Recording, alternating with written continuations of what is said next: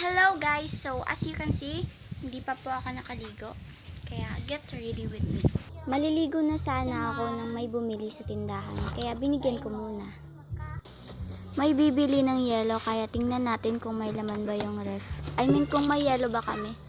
So nakita ko meron kaya inano ko. Ano ba Tagalog nun? Ewan ko guys. Bakit ba ang hirap buksan ng pintong to? Nakaka-stress. Pagkalabas ko sa tindahan, dumating naman tong si kuya na dala-dala niya yung baby ng isa kong kuya. For the pakit si kuya dito. Feeling cute. Kala mo naman. Char. Kuya ko po, ito hindi po siya ang papa ng baby. Kuya ko po, isa ko pong kuya yung papa niya. So, maligo muna po tayo. Akala ko makakaligo na ako, pero pinabantay ako ni kuya ng baby. Ewan ko saan niya nagpupunta. Dadadalhin dito si baby, tapos ako din pala pababantayin. Grabe talaga.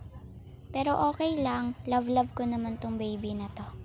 Oh, 'di ba? Pareha kaming cute. Char. Sorry, medyo makapal 'yun. Say hi. Hi to the vlog. Hi. Meet my pamangkin Kalib. A few moments later. Kakatapos ko lang po maligo at ang gagawin po natin sa video na ito ay Mag-No-Both Challenge!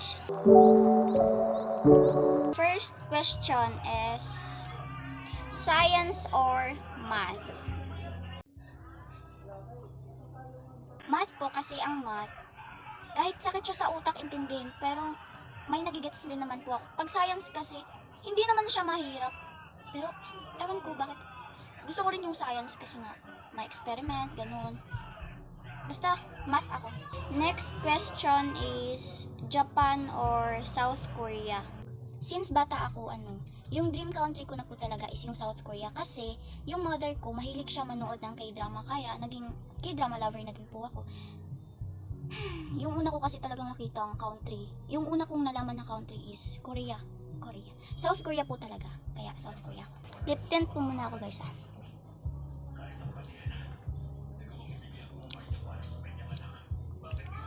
Ang putla kasi. Next question we have, money or family? Alam nating lahat na kapag walang pera, hindi natin mabibili yung mga gusto natin. Pero kahit ganon, pipiliin ko pa rin yung family. Kasi sa family, diyan tayo natuto. Diyan nagsimula ang lahat. Lahat. Next question, bracelet or necklace? I have both. I have necklace and I have bracelet. Nga pala itong bracelet ko, binigay sa akin to ng bayaw ko. Yung mama ng baby kanina. By the way, I chose necklace kasi yung necklace hindi siya palaging mababasa. Hindi siya nababasa.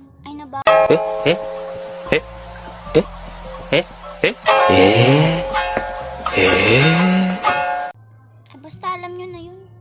Next, academically smart or sporty?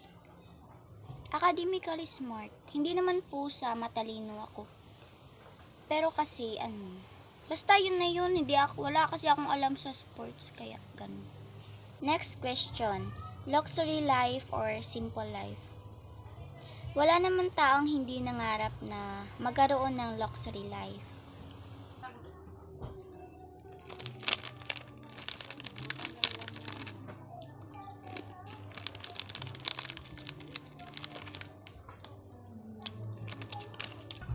Aminin mo man o sa hindi, minsan mo na rin pinangarap na maging mayaman.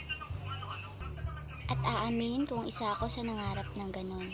I want a simple life, but a happy one. Next is flowers or litters? Litters. Yung flowers pwede lang yan bilhin or kunin kahit saan. Pero yung litters, pinaghihirapan yan at pinaglalaanan ng oras. Next question is cat or dog? Dog po. Hindi ko alam bakit, basta dog yung gusto ko. Okay lang naman din yung cat, pero dog talaga yung gusto ko. Parang ikaw, siya lang yung gusto ko. Ay, ako lang pala yung kinilig. So, yun lang po for today's video. Alam kong hindi kayo nag-enjoy pero okay lang. Keep up the good work. Bye-bye guys. Love you all. Mwah.